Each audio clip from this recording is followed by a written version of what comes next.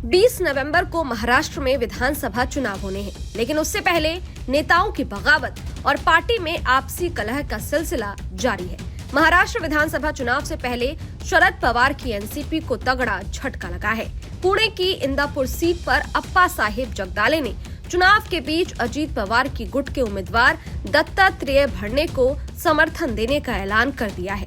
ये ऐलान ऐसे समय में किया गया है जब शरद पवार रविवार को इसी सीट यानी इंदापुर सीट के दौरे पर थे। मीडिया रिपोर्ट्स की माने तो अप्पा साहेब जगदाले इस सीट पर शरद पवार गुट के नेता हर्षवर्धन पाटिल की उम्मीदवारी से नाराज थे। हर्षवर्धन पाटिल हाल ही में बीजेपी छोड़कर शरद पवार की एनसीपी में शामिल हुए हैं। वे राज्य सरकार में मंत्री भी थे।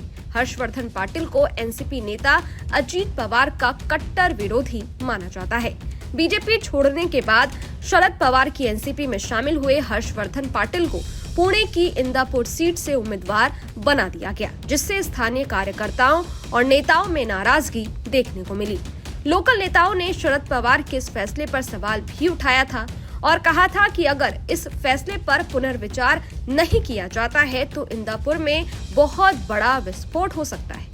इंदापुर सीट से एनसीपी के स्थानीय नेता और कार्यकर्ता प्रवीण माने, अप्पा साहेब जगदाले, भारत शाह और 3 अन्य इंदापुर सीट से टिकट की उम्मीद कर रहे थे। इन नेताओं ने ये सवाल उठाया था कि पार्टी ने लोकसभा चुनाव अभियान के दौरान उनकी कड़ी मेहनत और ईमानदारी के बावजूद उन्हें नजरअंदाज किया। जगदाले ने कहा था कि वो जनता के सामने झूठ बोलने वाले व्यक्ति का समर्थन नहीं करेंगे। माना जा रहा है कि उनकी नाराजगी को देखते हुए ही शरद पवार इंदापुर पहुंचे थे, लेकिन उनके वापस लौटते ही जगदाले ने खेला कर दिया।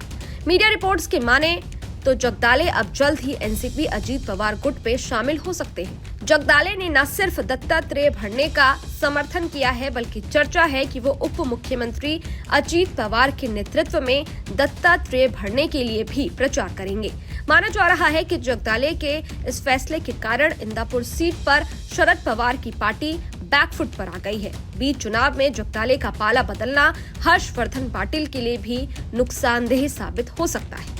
आपको बता दें कि महाराष्ट्र विधानसभा चुनाव में लड़ाई मुख्य रूप से 2 गठबंधनों के बीच में है। एक तरफ सत्ताधारी महायुति है, जिसमें एकनाथ शिंदे गुट की शिवसेना, बीजेपी और अजीत पवार की एनसीपी है। दूसरी तरफ महाविकास आघाड़ी है, जिसमें उद्धव ठाकरे गुट की शिवसेना, शरद पवार गुट की एनसीपी और कांग्रेस है।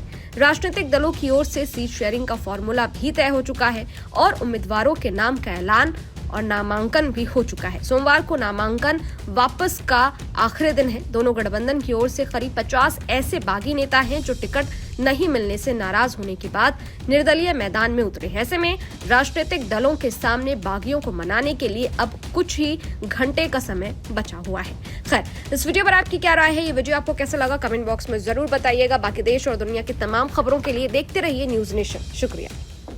न्यूज नेशन अब व्हाट्सएप पर खबरों की ताजा अपडेट के लिए न्यूज नेशन के इस QR कोड को स्कैन करें।